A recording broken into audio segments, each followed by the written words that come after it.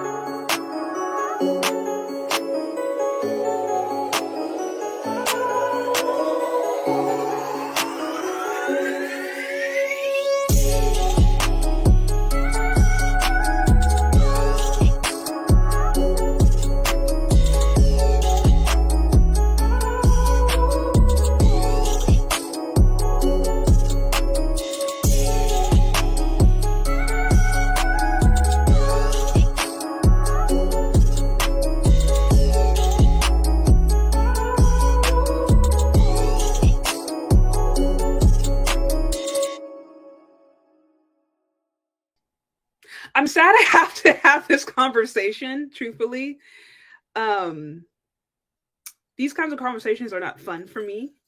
I don't enjoy looking at really harmful, egregious acts that Black women are doing. Like, I don't enjoy that. I don't take pleasure in that. I don't like seeing us make, or just the image of the Black woman just look horrible. Like, that does not make me feel good.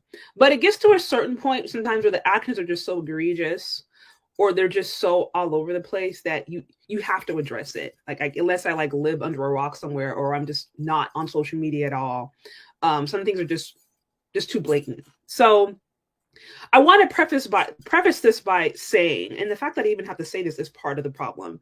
Me acknowledging historical facts, acknowledging trends, calling a spade, again, does not mean that I hate women or hate Black women. I love being a Black woman. I love who God created me to be. I know many beautiful Black women, my sisters, my mother, friends of mine. I know who we can be when we are walking in our purpose and our God-given identity, and we are not caught up in all this foolishness. I know the potential of Black women, and that's partially why I like to speak about these things, because I feel so many women are living below their potential and living below what they could, and they really could be.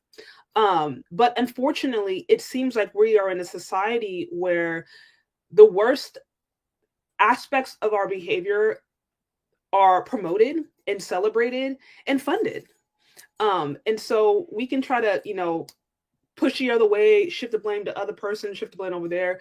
But again, the actions, everything from twerking on babies, twerking at slave sites, on the tomb of our ancestors, now more recently twerking on white supremacists and Nazis.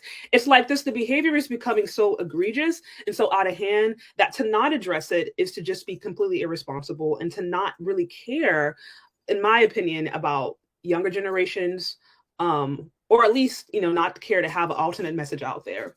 So that's what I wanted to talk about. Again, like I said, I do have some receipts for you, but I wanted to preface this by saying I love Black women and I believe in the potential of Black women. I believe in who God created Black women to be. What we see being promoted and what we see being pacified, justified, or whatever is not God's intention. And it is foolishness, and it is hurting the image of Black women. It is hurting Black women. It's harming many women, generations to come, and there's like a complete dullness. It's like beyond just stupidity. It's like dull on exponential levels, like psychological dullness, emotional, spiritual. It's like dullness on a multi-dimensional level. This is how far these lovely ladies have fallen. And so again, to not address things that are brazen and blatant for the whole world is seeing, the whole world is laughing, to not address that again would be, in my opinion, would be irresponsible. So I just wanted to preface that. You said that the worst is just, it is not Jermaine's fault. Let's just get into this myth about Black female loyalty.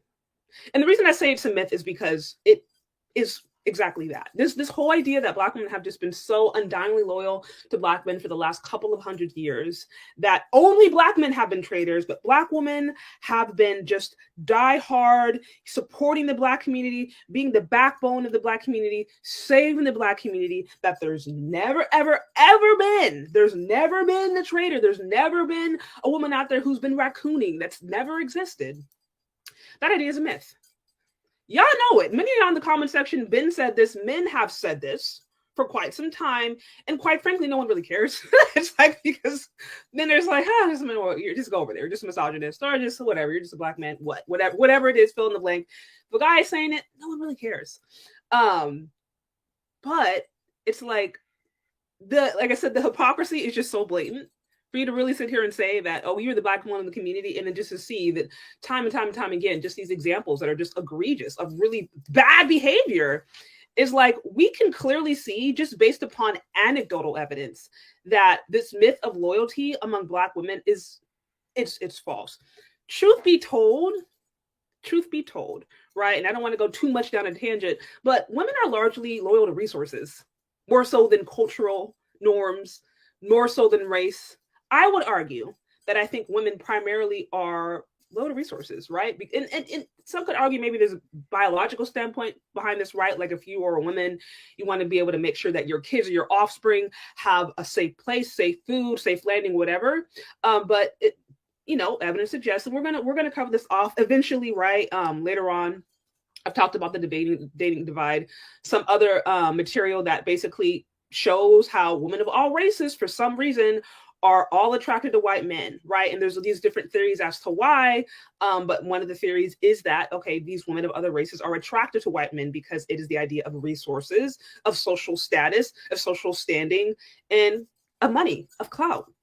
Again, women of all races fall into this category. So I would argue that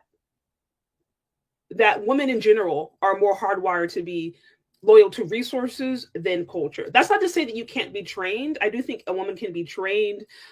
They can instill values. They can learn values as they're growing up, to learn how to really value their community more and things like that. But at least in this current setup, I can say in this current setup and this current iteration of modern femininity, right?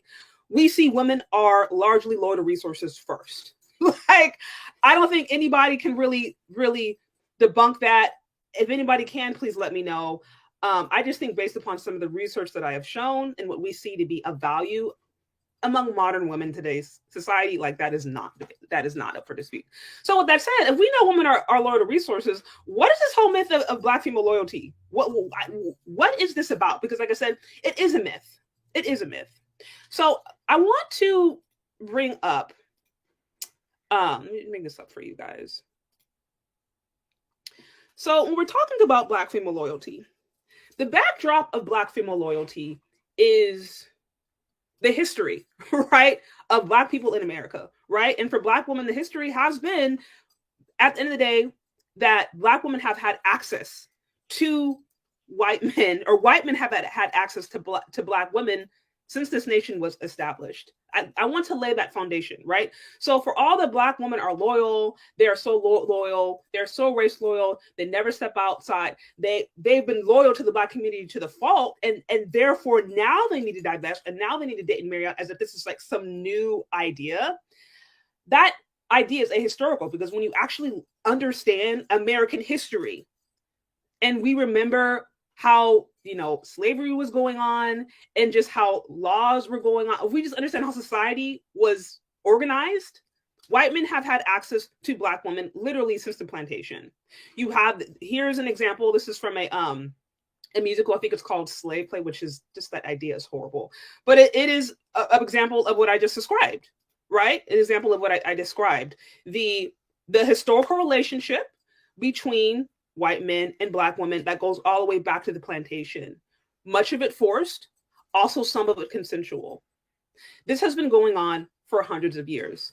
Again, the historical relationship between white overseers, white plantation owners, whatever, and their Black slaves. Much of it forced, some of it consensual. This is the backdrop. This is the American history. This is the foundational Black American history. However you want to spin it. This is the history of Black people in America. My answers, some of y'all in the comments, again, in bondage, right? In America, there is a historical connection between the white plantation owner and the Black slave who was considered property. Much of it was forced. Much of the romantic or sexual relationship was forced. Some of it was consensual. That's the backdrop. That I want you guys, I'm saying this thing because I want this to settle in. Because when you hear a woman talk about, oh, now all of a sudden swirling, all of a sudden divesting, all of a sudden this new, we're breaking new boundaries or barriers. Finally, white men are able to marry Black women, or finally people are able to mix, and finally, like when all these ideas are going out to promote, to really push like disgusting divesting, right? Like the disgusting side of it. It's ahistorical because, again, it overlooks the hundreds of years in America where this relationship has already been going on. Y'all understand me? Y'all understand me? So again, white men have had access to Black women since the plantation. There's plays about this. Now, something that I've noticed, because what inspired this entire conversation, actually, let me see this. What inspired this entire conversation is, by now, I'm sure you're familiar with this, is this picture that I saw of a lovely Black woman hugged up and booed up with a white supremacist. And this is not like people are alleging he's a white supremacist. They're calling him that. People are claiming he's that, but it's not true. Like, no, he is a open, happy, candid, happy-go-lucky white supremacist. He is happy to be he says that he's racist, and he thinks America should be racist. And so, again, what inspired this conversation was this picture that I saw, a Black woman hugged up with a white, not just a white man. That's like, okay, whatever. With a white supremacist, a guy who says that we should be more racist. A guy, he said that when he was younger, he was listening to Hitler, going online and making threats about people being deleted. Like, that's what he did for fun. They're hugged up with this man. Tongues out, sending messages after, like, I'm so happy. This was so exciting. This was just so thought provoking. Hugged up. And mind you, this is the same man that got Miss Pearly under fire. This is the same man that had all black women, panties in a bunch, because Lil Miss Pearly had the nerve to go and have a white conversation with a white man. I want you to remember that. Remember just a couple of months ago when Black YouTube, Black everything was just, everybody was just up in arms because a white supremacist wouldn't have a conversation with a white woman about things that white people talk about behind closed doors, or at least white racist people talk behind closed doors, right? The whole YouTube was just shook. Everybody was, there was divisions and wars, and people were breaking out and saying, well, if you support Miss Pearly, then you're racist, or if you don't support her, then you are, just the war broke out. And a primary complaint that I saw was Black women being like, see, y'all Black men over here are you're bigging up this white racist bigot. Y'all Black men over here that made this white Miss Ann popular, this minister, do y'all remember that? Tell me in the comments, do y'all remember that? Just a couple of months ago, he got Lil Miss Pearly things under fire. And listen, I'm not defending her. There are many things that she says that I adamantly disagree with. There's much about her content that I don't agree with. I'll say that. But I also mentioned a couple of months ago, I was like, y'all, I think this is some fake outrage. Because if we were actually really serious, if the community was actually really serious about some of these different concerns that Miss Pearly has raised, then the actions would be different. So a couple of months ago, I was like, I understand the feelings, but I think this is fake outrage. That was just my opinion. Now, fast forward, some of the same Black women who will go and say, oh, Miss Pearly, how dare you have a white supremacist on your platform? What's the reason? Now you got Black women hugged up and booed up with a white racist, a man who is happy to be racist. Again, I'm not making this up. I'm not just, I'm not insulting him. He's happy to be racist. You got a Black woman booed up with this dude. Just hugged up. tongues out. Another picture I seen of twerking. Evidently, they're saying they were, a lady was twerking on him. Twerking on him. Twerking. That's what I'm saying. Twerking on graves of our ancestors. Twerking on neo-Nazi. Like, have you lost your mind? Ladies, like, what is going on? My goodness. Anyways, so twerking on white supremacists. I want y'all to see what inspired this conversation and the hypocrisy of just a few months ago. This same man had the black YouTube in a bunch, and black women were pulling this black power raw. All y'all black men and y'all black manosphere over here pushing up white pearly and white racist pearly, and look y'all, she turned your back now with white supremacists. Now you got black women up there booed up with the white supremacists for attention. So that, again, that is a backdrop. That is the backdrop.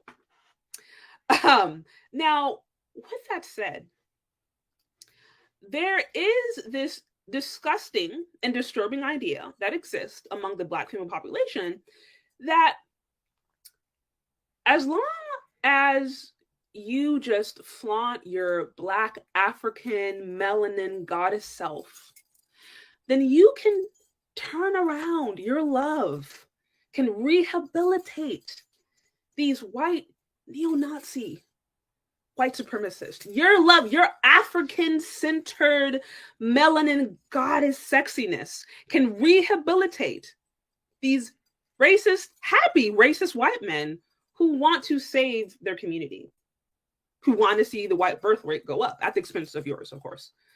They believe that all these white men need to do, all these racist white men need to do, they just need to spend a little bit of time around some beautiful goddess chocolateness, and that'll change them. This is an idea that goes around. This is like a popular idea. I don't know where, I don't know how, I don't know who started it, but it goes around. And I saw this with some of these lovely ladies, like I said, kissing him.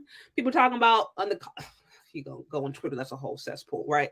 But you see people like, oh, he's having a good time, LOLing, haha, kikiing, as these black women, like I said, are twerking, hugged up on him, selfies, attention, thirst trapping with a white racist. Now, again, I want, just for some context, I want you guys, for those of you who have not had a chance to listen to Mr. Nick Fuentes, I want you guys to just listen a little bit to some of his ideology. For those of you guys who are coming on, here's just like a quick little audio of Mr. Nick Fuentes sharing his point of view. You know, I'm sorry, where's the red pill? Where's the dog whistle? I'm here to talk to blacks and convince them that I'm not a racist. Like, that's just such a, it's almost even harmful, because to even pose the question in that way, America is not racist. Like, once again, well, a guy with no intuitive sense of these things, always on the back foot. America is not racist presupposes someone called it that. Reactive. America's racist. America's racist. No, it isn't. No, it isn't. America isn't racist. Yeah, it is. And if it isn't, it kind of should be. What's the argument? America should be like, what, a multiracial meritocracy? Like your boy Tucker Carlson? So, so you guys, y'all heard that, right? He is not shy about his words. And, you know, this is actually one thing I can appreciate about him, is that he's just honest, right? I don't agree with really anything that he says, but at least you know what you're getting, right? So again, I want for context, you guys to understand that these lovely ladies are booed up with a man that says, yeah, America is racist. And if it's not, it needs to be. It should be more racist.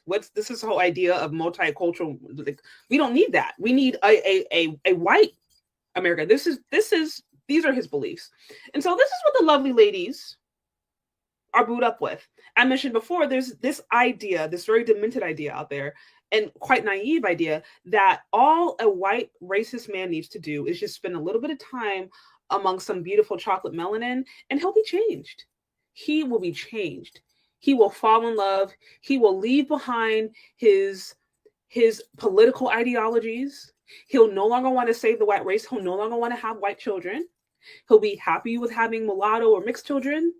because her love and her magical vajayjay is so powerful that that's all it needs to experience. I'm telling y'all, these ladies believe this. Not, of course, not all Black women, but it exists. And they won't maybe say it openly. They won't say it openly, but the actions definitely show that. This is precisely why you can have this picture. This is precisely why you can have other pictures of them twerking on him, pictures of the Black woman after the interview kissing him on the face. For those of you guys who didn't see that, there's just all kind of stuff. Okay, I'm trying to be respectful here. But they really believe that yes, the Black vajayjay, the Black booty is powerful enough to convert a white supremacist to a Black power, let's mix races ideology. Now, the problem with that, as I mentioned before, is that assumes that white men haven't been sleeping with Black women. And that also assumes that white men can't sleep with Black women while still believing in white identity politics.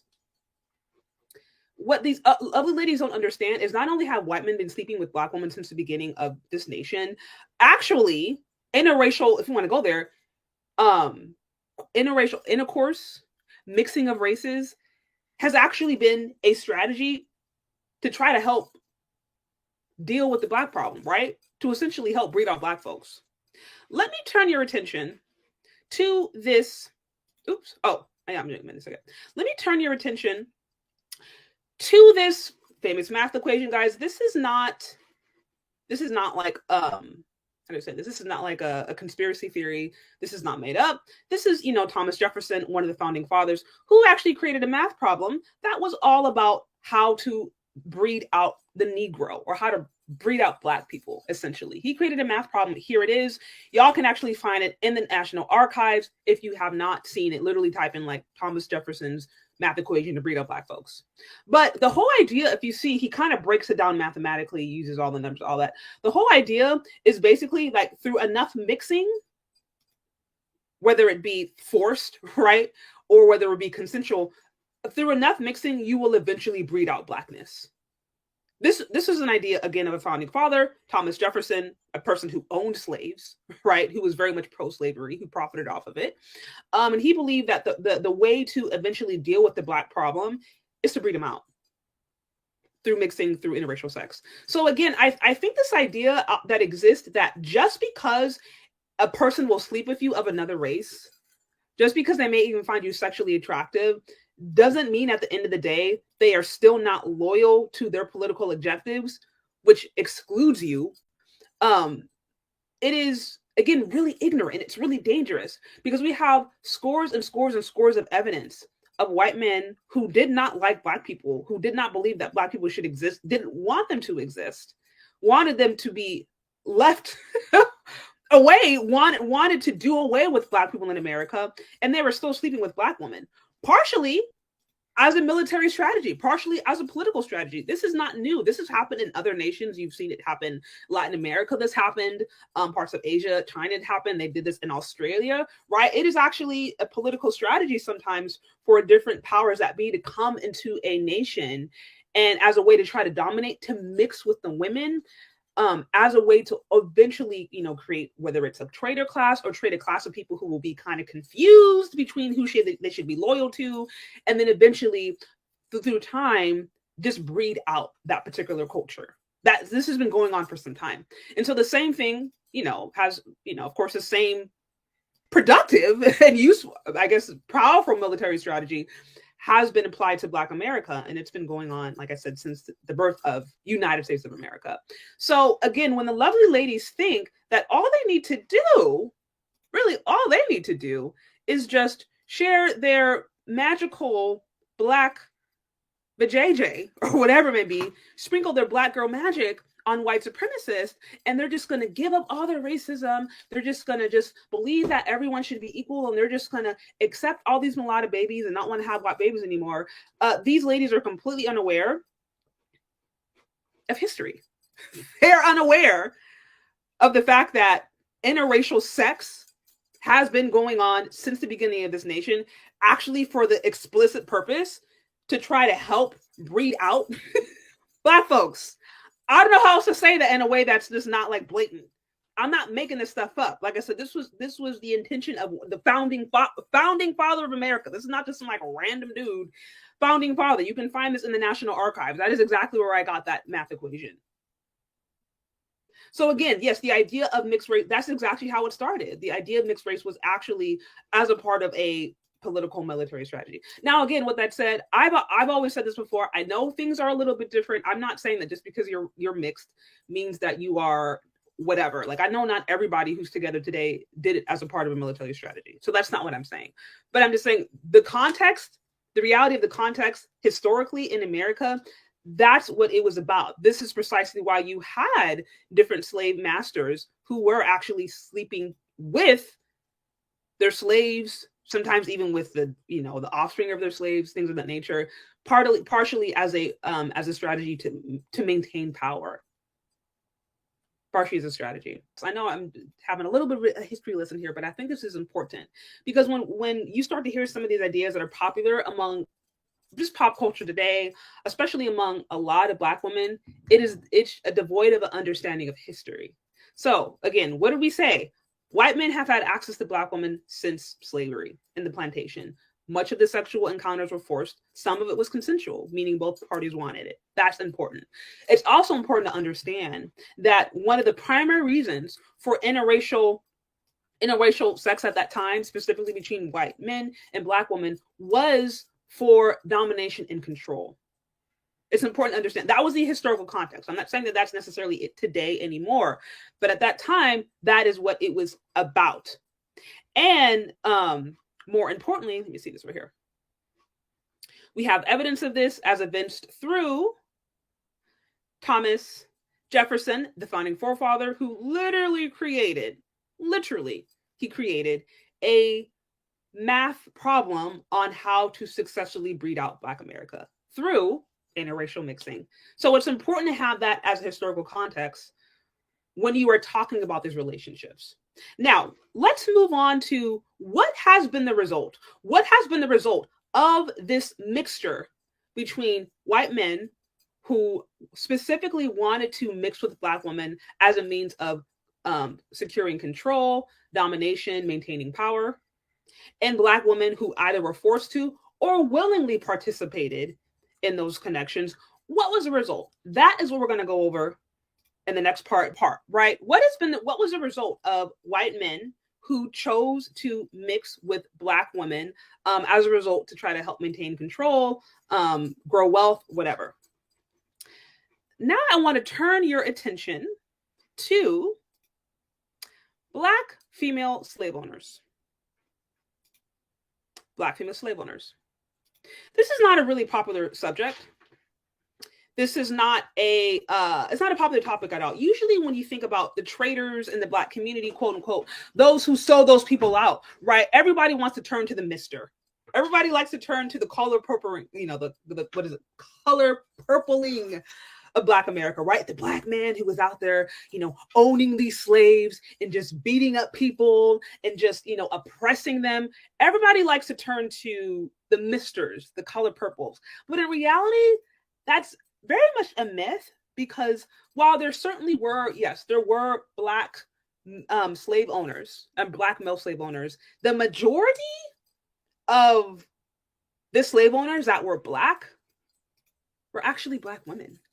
Actually, they were actually, yes, believe it or not, Black women. That's weird.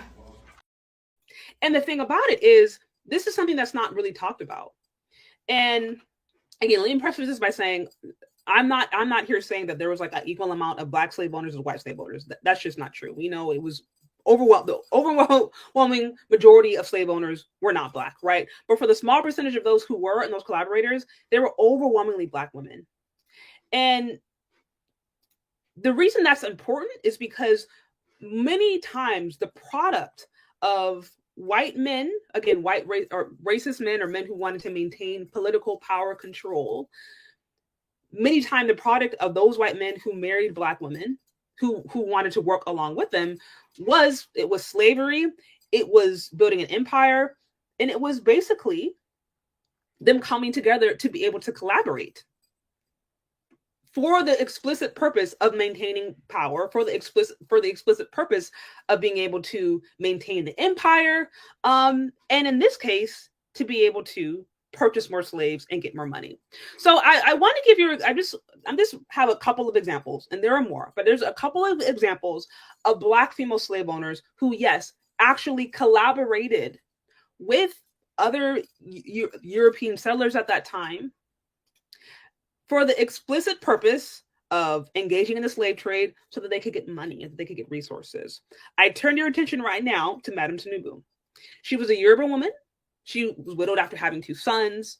In 1833, Tinubu, she remarried, I think, Adele, who was an exiled king from Lagos.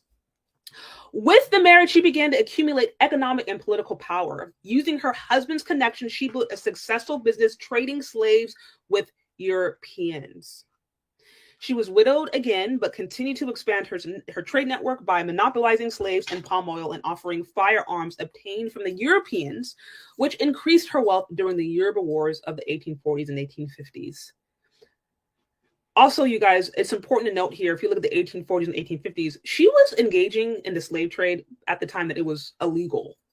This is a whole other side point, but there's this idea that just because the international slave trade was like outlawed, I want to say it was 1808, that it just stopped and there weren't slaves being illegally trafficked over, but that's not true. As you can see, here's a prime example of a woman who was engaging in an illegal slave trade, making a ton of money off of it, and it was way past the fact that it was at least internationally banned here. So that's an important point to know. Again, she remained a major slave trader in the interior of Nigeria until her death in 1887. So here's one example of a Black woman who collaborated with European men for the express purpose of maintaining slavery and essentially maintaining white control so that she could get resources. Again, I'm not saying, let me preface this. I'm not saying this is all Black women, but what we need to start to address is the fact that raccooning isn't just something that Black men do. For some reason, for some weird reason, we want to assume that any kind of raccooning has only been owned and has explicitly been ran by Black men, when history does not agree with that narrative. As I mentioned before, if we want to talk about Black slave owners, if you really want to go down that route, majority of them are Black women. And yes, many of them were actually the byproduct of white men and Black or African women who came together and created mulattas, who eventually inherited slaves or eventually inherited the resources of their fathers, who happened to be white slave masters, and then they therefore took on the role of maintaining power. So again, here's one example of a Black female slave trader, not popular, but it's out there. And if you Google her, it's funny because if you look at some articles, they're like, oh, she was an amazing, shrewd businesswoman. Like some articles will really big her up. But I'm like, at the end of the day, she was a businesswoman. She was a shrewd businesswoman at that time. It just so happened that big business at that time happened to be African bodies. So she's one example. I turn your attention to another example, Fende Lawrence. Fende Lawrence, she was a notable Gambian slave trader. She was a free Black woman and a relatively wealthy merchant who visited the American South in the second half of the 18th century, largely to trade slaves and other things. Her marriage to an English man gave her the chance to act as a go-between for the British and French traders and the local Africans. So again, here's an example of a woman of African ancestry who married into European families for the sole reason to actually now be an intermediary between the European settlers who wanted slaves and then the Africans who she had access to because she was an African woman. Fende Lawrence. She actually came to the Americas and ended up touring the Americas, ended up touring different plantations and things of that nature as a freed woman, again, engaging in the slave trade, Black woman. Says her marriage to the Englishman gave her the chance to act as a go-between for the British and French traders and the local Africans. Fende Lawrence traveled to the British North American colonies, now the United States, with respect and status as a person of color. At the time, she was described in some European sources as a considerable trader in the river of Gambia on the coast of Africa. Yes, daughters of the trade. Some of you guys in there. Shout out to you, Kevin C. with the 5. I see you. It says when they marry, men of all races marry within the racial group at an 80% plus rate. Source the dating divide. Yeah, absolutely. Yeah, most people are still dating and marrying within the race, just naturally. And some of it could be, well, I know some people would say it's not natural, but largely just due to proximity and then other cultural things. It says, please touch on the topic of Plaza J. Thanks. Thank you for the 2. Okay, guys, bear with me. We still have some stuff going on here. It says, my apologies for having the meltdown on your live the other week. That Elma Castle incident had me triggered. All good. Stuff happens. Okay, so anyways, back to it. So again, here's another example of a Black female slave trader, Fende Lawrence. Again, what did she do? She actually, the reason she married, arguably, we can argue the reason that she married into a European family was so that she could actually help facilitate the slave trade. Why? Basically, as a reason to get money and resources. Remember, the slave trade was incredibly profitable at that time, incredibly profitable.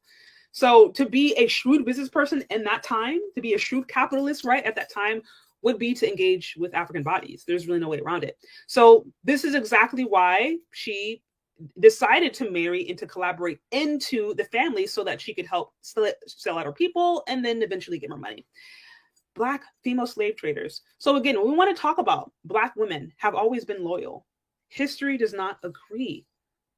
There have always been examples of men and women who are willing to sell out their people for resources. Again, it's important to understand this. There's always been men and women who were willing to engage in the status quo or were willing to sell it to people for money. Again, if we don't reckon with that, what happens is this kind of destructive behavior continues unaddressed. If we run with the narrative that Black women have always been loyal and they've never ever traded, there's never been times where they've fallen to raccooning. If you run with that narrative, then this destructive behavior, the ideas, the mindsets that would inspire a woman to sell her people for money, that can continue unaddressed. And I think this is what we're seeing. So this is exactly why I'm talking about this. Again, guys, if you're here, like, share, subscribe, hit the Cash App Super Chat if you like what's going on. The best way to ensure that your message can get out there is to support your favorite content creators. Also, shout out to Demetrius with the 5 on the Cash App. I appreciate you. Thank you, all of you guys. Now, on to the next one. Okay. So we were going over Black female slave traders. Okay, on to the next one. Mary Faber. Now, Mary Faber, she was born to African-American FBA parents, financial Black Americans. Some of you guys like to call it Black Americans, whatever. She was born to some Black folks in America, right? They eventually moved elsewhere to establish themselves. Typo there. Then when she was of age, she married a white American ship owner named Paul Faber, who became a prominent slave trader in 1809. She worked diligently with her husband to maintain a profitable slave trade. There was reportedly 6,000 slaves on the Faber property in 1827. 6,000 evidently in 1827. And from my understanding, they pretty much did that throughout their entire life. They were quite profitable. Obviously made a lot of money. She was largely involved in maintaining, because I guess story goes he traveled a lot, and so she handled one aspect of the business and where she stayed, and then a lot of times when he traveled, he handled other aspects of the business. But they were both very much hands-on into basically maintaining their industry, their business, which happened to be slaves, Black African slaves. Again, a Black woman born of African American parents marries into a white family, marries into an English family at that particular time, an English slave trader, for the purpose of maintaining slavery, of selling out their people to get money. I mean, I don't know how you want to spin it, however you want to spin it. So And then on to, this is the last one. And again, guys, this is by no means is this this is not an exhaustive list. I just wanted to give you guys a few examples. You can go and research yourself, do further analysis. But I wanted to give you guys just a few examples of lovely Black women who certainly did not think that race loyalty was of importance. They wanted resources. And so they were willing to collaborate with the powers of be at that time to get the resources. Why is that important? You ask. Oh, yes, it is a good question. It is important because that is still happening today. Again, this is still happening today. You still have women at the end of the day who are pretty much willing to do whatever to get the attention they want. At that time, the currency, it was Black bodies, it was slavery. That was a big business. Fast forward today, attention is a source of currency. Getting eyeballs, getting views, right? Getting attention. That is a form of currency today. So you have women who are willing to do pretty much anything to get attention, even if that means putting themselves in compromising positions, or engaging in activities that are very self-hating. The same thing happens today. So again, if we want to say that Black women have always been so loyal, history does not agree with that narrative. Does not agree. Let me continue. Now I turn your attention to Betsy Heard. She was a mixed woman. She was, as I mentioned before, remember where I said many of the Black female slave traders were the products of white slave owners and Black women, African women, many of them were. And sometimes those mixed mulatto women would end up inheriting property or inheriting aspects from their slave owning fathers. And they would then go on to maintain his property, his inheritance. Here's a prime example, Betsy Heard. She was a EuroAfrican. She was a mixed slave trader and merchant. Her father was an entrepreneur who had, we went a little too far. We'll get there. Her father was an entrepreneur who had traveled from Liverpool, England to the Los Islands off the coast of what is now Guinea in the mid 1700s.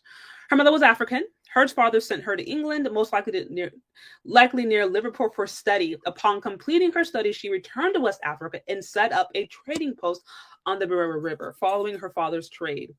Eventually, she inherited her father's slave trading factory and connections. So again, as I mentioned before, remember when we talked about at the beginning of this, we talked about how it has also been a strategy in the past for anytime, you had people who are trying to conquer a nation or maintain power control, how the colonizers or the people who were attempting to be in power would oftentimes go in and mix with the local women, that they would create mixed children, and then they would use those mixed children to help further expand the empire, right? This is exactly why Thomas Jefferson had created that math equation on how to help breed out Black people. It was for that explicit purpose. And so I just showed you now a couple of examples of real life examples of that happening. Different women who collaborate with Europeans, either just through trade or in most instances through marriage. They would have children, they would have mixed children who would, usually women, right, who would further go on and expand the empire of their fathers. So again, I've said this before, we want to assume that Black women have always been loyal. History just does not agree with that narrative. I don't know how else to say that in a way that is not other than anything else in the truth. It's just not true. Like I said, there's always been men and women who have been willing to collaborate, with the people in power at that time, even if it was at the expense of their own people. And those are examples in history of women who did it by literally marrying into the oppressors of their people so that they could actually get a piece of the pie. That happened then, and I would argue it is still happening now. Shout out to you, Eli from Jersey. It says breeding experiments. Yeah, absolutely. Absolutely. So now fast forward in today, and when the lovely ladies start to talk about, we're finally able to mix and swirling is becoming more popular and mixing of the race, that's not a big deal anymore. Do you understand how, in order for you to believe that, you just have to have like zero understanding of history? Do you understand how that doesn't make sense with respect of with the historical backdrop of this nation, right? You understand how that's like, it's completely disconnected. You've already had hundreds of years of white men who have had access to black women. You've already had, mixing going on. You've already actually had collaborators. You've had female collaborators who work with white men to help maintain slavery or whatever industry at that time. It's always happened for hundreds of years. And then all of a sudden, black women are acting like swirling is like something new. It's like, no, it's always happened. It was happening for political reasons. It's always happened. So do you guys understand how that narrative is like, okay, either you are just lying or you're just completely ignorant. Completely ignorant. Everything's like, they don't teach. And you know what? I do think a lot of times when I see some of these things come up, to me, it is an indication of the failure of the education system. I'm not even going to lie. I'm like, okay, like, I don't know what school you went to or didn't go to. And sometimes even if you do go to good schools, depending upon the courses that you take, you just don't always learn everything. So some of this education you do have to do on your own. But case in point, interracial sex has been happening forever, period. Oftentimes it was for political reasons, period. It's not anything new. Now, so again, the implications of what that meant, oftentimes in the past, when there was a marriage between a white slave owner, a person who believed in white supremacy and who wanted to practice and maintain white supremacy, when they specifically married into a black family, it was for a political reason. It was to help maintain power and control, or ultimately to expand resources. Again, I want to set that back up. In my opinion, although the industry that's going on, it may not necessarily be slavery. What we see today, when you have black women who are willing to collaborate, right?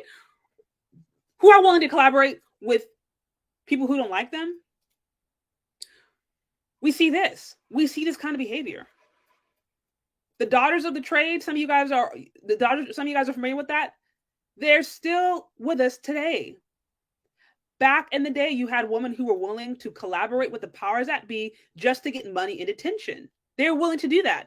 Fast forward, it's the same thing. You have women who are willing to collaborate with the powers that be just to get attention, just to get money, at the expense really of themselves ultimately and of their own community, of their own people. And a failure to acknowledge that means that it'll continue to exist. Here are some modern day examples.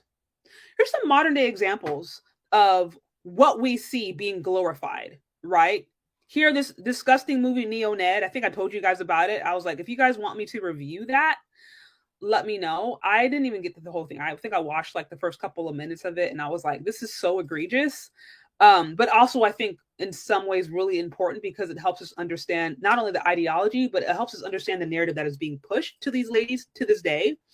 Neo Ned. If you guys want me to review that, let me know. I would not be able to review it on YouTube because it would absolutely be taken down. There's a lot of racial slurs and just a lot of just cringy things in general that happen on that movie. So I would not be able to review it. I'd have to do it on Patreon. So if you guys want me to review it, let me know and join the Patreon. And then I will be happy to do a few review there. But case in point, fast forward today, here we see examples of this same idea, the same belief of women who are willing to collaborate with those who don't have their best interests in mind to get what they want. You have this Neo Ned, which is basically, it's a black woman who falls in love. It's a black woman who falls in love with a neo-Nazi. He's a neo-Nazi, and Gambian Union plays a black woman who is channeling for some reason, believes that she's Hitler. The weirdest, craziest plot ever. Gambian Union believes that she is channeling the soul of Hitler, and then she falls in love with a man who is a neo-Nazi. And so that's what that movie is about. Talk about divestiture disaster. Here's another one, Where Hands Touch. I have not seen this movie, but it's the same idea. A black woman who falls in love with a German soldier during the time of like Nazi Germany. So another popular movie of a black woman falling in love, collaborating, making romantic partners with people who actually don't believe they should exist. Imagine that. Now, I haven't seen this one. It's called Always a Witch, but the optics of it to me are already very cringe. You have the black woman, I think both of the men behind her are white men, and it's called Always a Witch. So already you're getting like Jezebel vibes. Just very cringe. Just very cringe stuff. But really, what I'm saying, the reason I'm pointing this out is today the lovely ladies will look at this and say, "Oh, this is all new. You know, this is new. Swirling is new. You know, now the society is open, and so now we're starting to see more examples of interracial love. Here it says love is not a race. This is what the lovely ladies are saying. What they don't understand is that there is a historical context to this. There's historical context to this. This has actually been pushed. One of the reasons, the primary reason when you talk about interracial relationship on media, you see Black women specifically with white men, is because there is a historical context. There is a political agenda, however you want to look at it. I'm not saying that every person in an interracial relationship is that. I am not saying that every person married to a white woman or to a white man or whatever is married to a Nazi. I don't believe that. I don't believe all interracial relationships are cringy like this. I don't. But the failure to acknowledge and the failure to just acknowledge or address the real historical implications, what it does is it produces this kind of behavior. It produces this kind of behavior where you have Black women who feel comfortable booing up, kissing up to a open racist white supremacist, thinking that this is cute, thinking that this is like cutting edge, that their magical Black vajayjay, that their Black girl magic is going to be able to turn this man around. They believe that. And then you have movies out here that push that idea. Neo Ned, like I mean, just the concept to me is just alone is crazy. Where hands touch, again, a Black woman falling in love with a Nazi. And like I said, these are just a few snapshots. Here's the result. Here is the result. Here to me is a result of the mindset that has been going on for a couple of hundred years. Black female slave traders who were willing to collaborate with the powers that be to sell out their people. We still see this mindset today. We see it being glamorized. We see it being promoted as liberation or love is not a race or whatever. But they're always pushing him with people who don't believe in their existence. Like I said, these are two examples of Black women falling in love with, like, I'm not talking about just some random dude at, their job where they happen to love each other and it's like, oh, okay, whatever. It's like, they're falling in love with people who inherently don't believe that they should exist. Trying to romanticize it. So there are historical implications to this. That's what I'm trying to say. Now, we fast forward. So here are some these are some meaty examples of this idea that's been going on for a long time, right? Now, here's some real life examples of what this actually looks like. Again, I started off here with this picture of slave play. This is a play, but it's a historical representation of actually what happened. And here are just some random pop culture scenarios. You have a deputy who slept with a white supremacist, who actually was engaged in a hate crime for killing or deleting a Black man. You have that. That's actually, and again, this right here, this scenario right here is like totally, completely. This is Neo Ned. Literally, this dude got locked up for deleting a Black man. She fell in love with him. So it's like, here we have a media example. Here we have a real life example. This idea has existed for a long time. The fact that you can have movies like this speak to a historical reality in America. See these Black female slave traders? You see them? Listen. Listen, okay. So you have that, right? You have this real life example. You have this play on Broadway, a popular play on Broadway. I think it's called Slave Play, which is literally crazy. The fact that they actually made like a musical out of it. Again, romanticizing this rather complicated, grotesque history of men who wanted to dominate these women and did so through sleeping with them. You have that being glorified, right? Here's an example right here. You can't see her because I'm there, but actually let me do this. Of a lovely Black woman, kikiing with a man in a white hood. I can't even begin to try to understand that. But again, here's a real life example. We have here Holly, this was out in the tabloids, I think, a couple of years ago, when Holly Berry was complaining about the fact that she has to pay child support to a man who openly called her the N-word and God knows what other things. And in one of the articles, she says it requires a lot of strength for her to consistently every month pay a handsome lump sum of money to a man who called her the N-word. This is Hollywood. These are a popular example. Here's another TikTok video that went viral of a white man who compared Black women to monkeys and said that monkeys were more attractive. Just so again, these are just a snapshot of a few modern like pop culture examples that reflect this dark history that has always existed. Speaks to and reflects perfectly the math equation that Mr. Thomas Jefferson recommended in order to breed out Black people. And it is a reflection of this complicated history, right? It's a reflection of that. And so now fast forward, when you see these lovely ladies booed up there, kissing, ha-ha, kikiing on, like I said, open white supremacists, sleeping with them in some senses, wearing their Black Power Marcus Garvey, their flags, their kente cloth, whatever, but they're up here kissing up on Nazis. We understand that there is a historical context to this. We understand that this has happened before. And again, why is that important? Because when we want to have a conversation and pretend that Black women have been the most race loyal, that they have never raccooned, not only does history does not agree with that perspective, obviously, that narrative is completely ahistorical.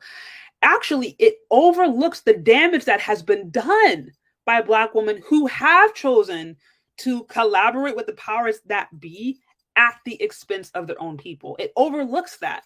And that is what we are seeing today. We are seeing women, in my opinion, who either they are just completely unaware of the historical context here or they don't care, but nevertheless, they are willing to do anything for attention. In the past, you had women who were willing to do anything to get money and resources for themselves, to get capital for themselves, to get the resources at that time. Today, the resource of today is attention. You have women who are willing to do anything to get attention, even if it means kissing up to someone who doesn't believe in their existence inherently. Kissing up to somebody who doesn't think that they deserve to exist, or at least should not exist here in America. And so again, to overlook